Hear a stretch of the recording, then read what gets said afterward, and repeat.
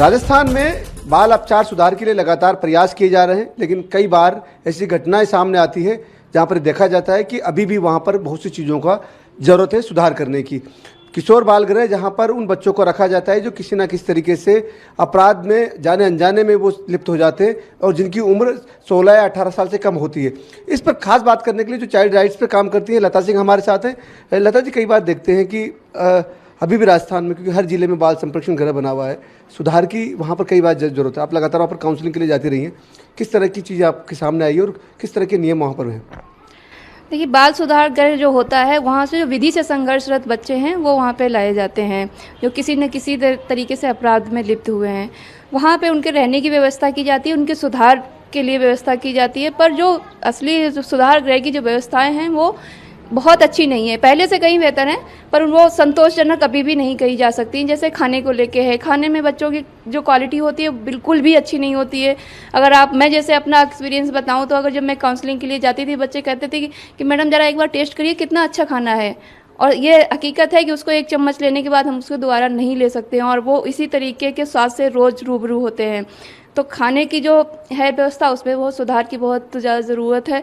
जो उनके संख्या है, जहाँ पे 25 या 30 बच्चे निर्धारित होते हैं वहाँ पे 50-50 बच्चे हैं, तो अव्यवस्थाएं अपने आप ही फलित होती हैं वहाँ पे।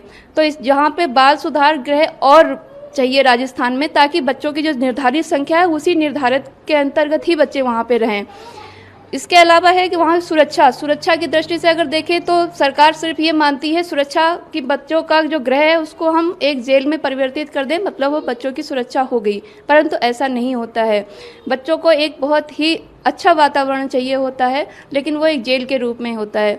सुरक्षा के नाम पे जब जैसे आपने देखा है कि बच्चे जो हैं बाहर के लोग उनसे संपर्क नहीं कर सकते हैं, बच्चे उनसे संपर्क नहीं कर सकते हैं। पर अभी जो रिसेंटली एक जो घटना भरतपुर की हुई, जिससे सभी लोग अवेयर भी होंगे कि बच्चों ने अपने बर्थडे पार्टी में किस तरीके से मादक पदार्थों का सेवन किया, तो वहाँ पे एक सवाल है कि वहाँ पे आए कैसे, अगर आए तो अधिकारी कहाँ थे, और अधिकारी की रजामंदी में सब हुआ तो फिर वो निश्चित ही वो सजा के पात्र हैं। बच्चों को वहाँ पर रखा जाता है, जो बच्चे यहाँ पर रहते हैं राजस्थान में, क्योंकि हर जिले में एक है, तो वहाँ पर किस तरह के बच्चे हैं? बाल संरक्षण अधिनियम जो है उसमें दो कैटेगरी होती हैं। एक तो होता है विधि से संघर्षरत बच्चे। विधि से संघर्षरत बच्चे हैं वो उनको बाल सुधार गृह में रखा है। ये वो बच्चे हों जो या तो सीधे रूप में किसी अपराध में लिप्त हुए हैं या किसी के साथ में अपराध किया है। ऐसा होता है कि आजकल के बड़े लोग, जो बालिग लोग होते हैं, वो अपराध करते हैं और उनके साथ में अपने बच्चों को उसमें लिप्त करते हैं ताकि उनके छूटने के चांस ज़्यादा रहें। तो वो बच्चे वहाँ पर लाए जाते हैं जो किसी न किसी तरीके से कानूनी दांवपेच से जुड़े हुए हैं। अच्छा, जो नियम प्रोसेस है वहाँ का, क्योंकि आम आदमी वहाँ पर नहीं जा सकता, ऐसे में वहाँ की सुधार जो की व्यवस्थाओं को लेकर आप लोगों ने कभी सरकार को कुछ सुझाव अपनी तरफ से दिए हों? जब भी हम वहाँ पे निरीक्षण करने के गए हैं, काउंसलिंग के लिए गए हैं, तब अपनी रिपोर्ट जो बनाई जाती है उस रिपोर्ट में हमने कई बार संबंधित अधिकारियों और सरकार को सूचित किया है कि किस तरीके से वहाँ पे एक प्रॉपर काउंसलिंग की ज़रूरत है, प्रॉपर देख रेख। काउंसलिंग का क्या होता है, अगर आपने 1 महीने में 2 दिन काउंसलिंग के लिए रखें और 50 बच्चे हैं तो फिर वो काउंसलिंग नहीं होगी, वो केवल एक पूछताछ होगी कि आप कहाँ से आए हैं, किस अपराध की वजह से यहाँ पे रह रहे हैं। काउंसलिंग एक बहुत ही डिफरेंट चैप्टर है, उसमें देखा जाता है कि बच्चे की बौद्धिक मानसिक क्षमता कितनी है, उसके आधार पे उसकी काउंसलिंग की जाती है।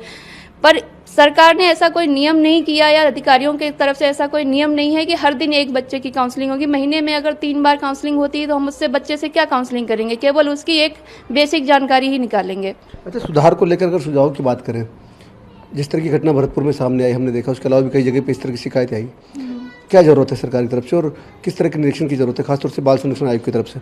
निश्चित तौर पर और बाल सुधार गृह बनाने की ज़रूरत है, क्योंकि बच्चे बहुत ज़्यादा हैं और इस तरीके की जगह बहुत कम है। अगर कम जगह में ज़्यादा बच्चों को रखा जाएगा तो बहुत अच्छे तरीके से मैनेज नहीं हो सकता है। तो एक तो इसकी बहुत ज़्यादा ज़रूरी है, दूसरी है कि अधिकारियों की जिम्मेदारियां निश्चित की जाएं कि उनको वो क्या करें, क्योंकि ऐसा होता है कि अधिकारी अपने से जो नीचे के लोग हैं उनको अपनी जिम्मेदारी सौंप के खुद निश्चिंत हो जाते हैं। तो ऐसा नहीं होना चाहिए और औचक निरीक्षण करने की बहुत ज़्यादा आवश्यकता है। हम समय समय पर अगर सरकार के अधिकारी वहाँ जाके निरीक्षण करते रहें तो वास्तविक स्थितियाँ हैं वो निकल के बाहर आ जाएंगी।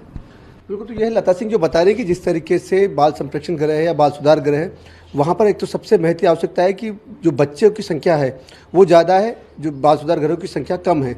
वो एक सुधार, उसकी एक ज़रूरत है कि ज़्यादा से ज़्यादा बाल संप्रेक्षण गृह खोले जाएँ या बाल सुधार गृह खोले जाएँ। इसके साथ ही औचक निरीक्षण की भी एक महत्व आवश्यकता है, ताकि जो अधिकारी, जो कर्मचारी जिनके जिम्मे वो संप्रेक्षण गृह चल रहे हैं या बाल सुधार गृह चल रहे हैं, वहाँ पर उनके मन में डर बैठे और वो जो जिम्मेदारी उनको दी हुई है उस जिम्मेदारी को वो पूरी तरीके से निभा करें।